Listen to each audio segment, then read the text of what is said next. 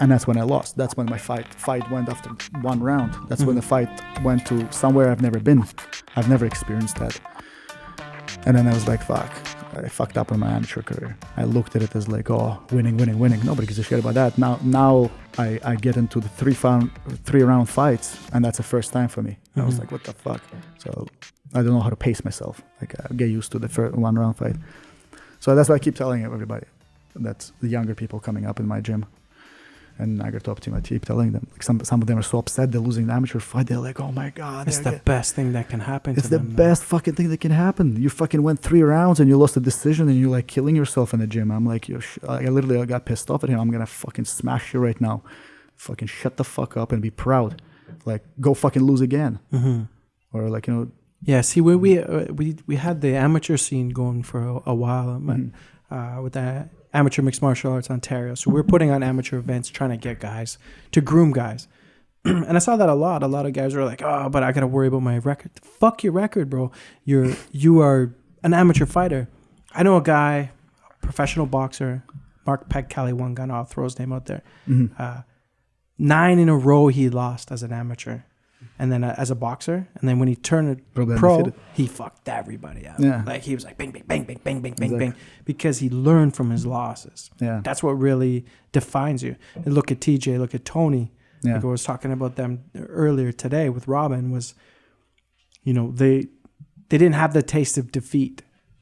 So they climb the ladder, and then they get the defeat. Taste it for the first time. Yeah. But when they taste it for the first time, their ability to come back from it and then get themselves back on top again is remarkable. But they needed that loss to advance. Yeah. You need to learn. You know, if you don't learn, you're not going to get better. How important it is to get that loss in amateur career. I've had losses in the pro career, but I was like, I could have fucking had those losses. Like, got them out of the way where it didn't matter. Every time I had losses, I was winning up until the fucking losing time. A lot of people watch their stats, though. It's kind of frustrating because you get a lot of guys that won't take hard fights either. Yeah. You know, because they're worried that... And I think a lot of times it's not your record, it's who you fight.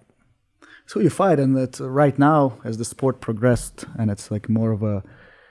Some people blame UFC. They're like, oh, fucking, they're not care about the fighters. They care about the show.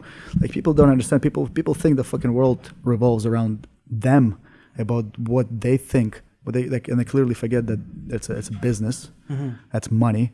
That's a company that's able to provide fights like that, and on such a level, because they're businessmen.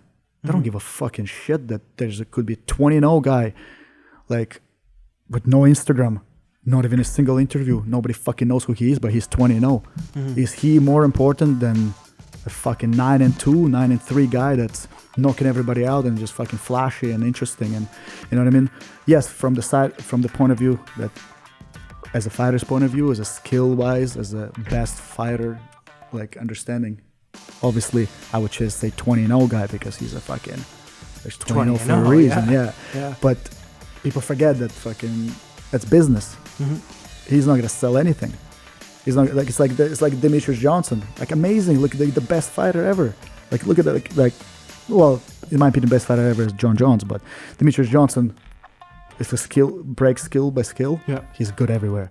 100%. But the thing is, people literally look at co-main event could be like before his fight. Because they look at the views on the Fight Pass, they look at the views on ESPN. So there'd be like, let's say, 10 million people watching a co-main event, 10 million. Demetrius Johnson comes out and drops to fucking 6.